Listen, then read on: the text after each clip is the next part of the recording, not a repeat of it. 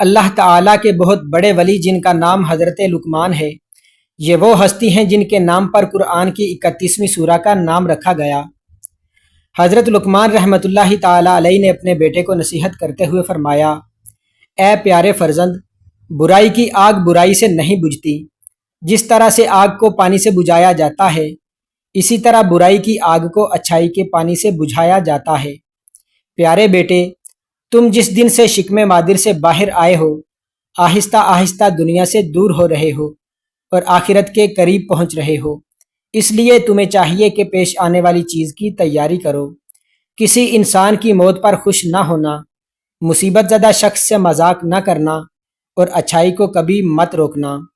میرے فرزند، جو تم نہیں جانتے اس کو اہل علم سے سیکھنے میں مت شرماؤ، اور جو تم جانتے ہو اس کی لوگوں کو تعلیم دو، مگر اپنے آپ کو ایک پل سے گزرنے والے مسافر کی طرح بناؤ جس نے پل سے تو گزرنا ہے اور اس پل کی تعمیر سے اس کا کوئی سروکار نہیں ہے۔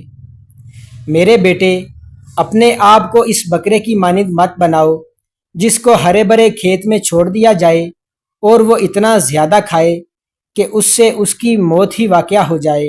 اے میرے پیارے بیٹے، احمق شخص کے لیے نصیحت کا سننا اتنا ہی مشکل ہے جتنا بوڑھے شخص کے لیے پہاڑ کی چڑھائی چڑھنا۔ نماز کی ادائیگی کے لیے جلدی کرنا، اللہ کے فرما بردار بندوں کی توہین مت کرنا اور اللہ کے نافرمان لوگوں کی کبھی عزت مت کرنا، حق کے لیے آواز اٹھانے میں کبھی شرم محسوس نہ کرنا۔ اے میرے فرزند، اپنے راز کو چھپانا اور اپنے کردار کی اصلاح کرنا۔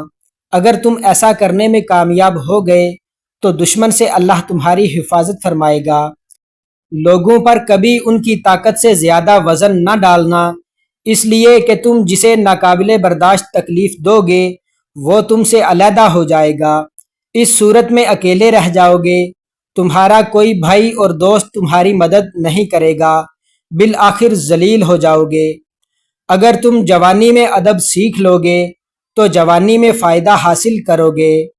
جو بات تم نہیں جانتے وہ منہ سے نہ کہو، اور جو جانتے ہو اسے مستحق کو بتانے میں کبھی بخل نہ کرو۔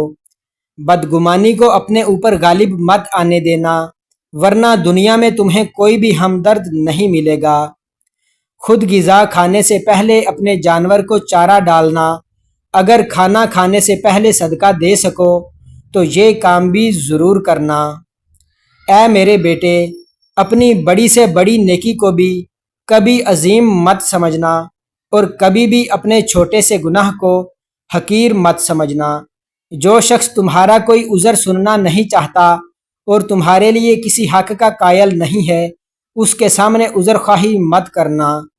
تقویٰ کو تجارت قرار دو گے تو نفع حاصل کرو گے۔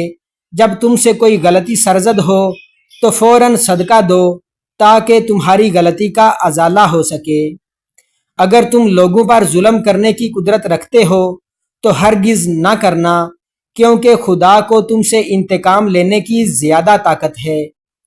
پیارے بیٹے، سختیوں میں باوقار رہنا، تکالیف میں صبر سے کام لینا، آسانی کے دور شکر سے کام لینا اور نماز کو اللہ کے حضور عاجزی سے ادا کرنا۔ اے بابا کی جان، تجھ سے پہلے لوگوں نے اپنی اولاد کے لیے مال جمع کیے تھے، لیکن آج نہ مال باقی ہے اور نہ اولاد باقی ہے۔ میرے بیٹے، مصائب میں کبھی مت گھبرانا، کیونکہ ستارے ہمیشہ اندھیرے میں ہی چمکتے ہیں۔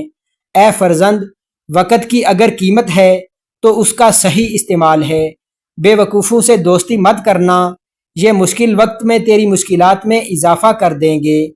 جو بات دشمن سے پوشیدہ رکھنا چاہتے ہو، دوست سے بھی پوشیدہ رکھنا، ہو سکتا ہے تمہارا وہ دوست کبھی تمہارا دشمن بن جائے۔ عبادت میں دل کی، مجلس میں زبان کی، غصے میں ہاتھ کی اور دسترخوان پر پیٹ کی حفاظت کرنا۔ پیارے بیٹے، حکمت اور دانائی مفلس کو بادشاہ بنا دیتی ہے، اس لیے ان دونوں کا دامن ہاتھ سے مت چھوڑنا۔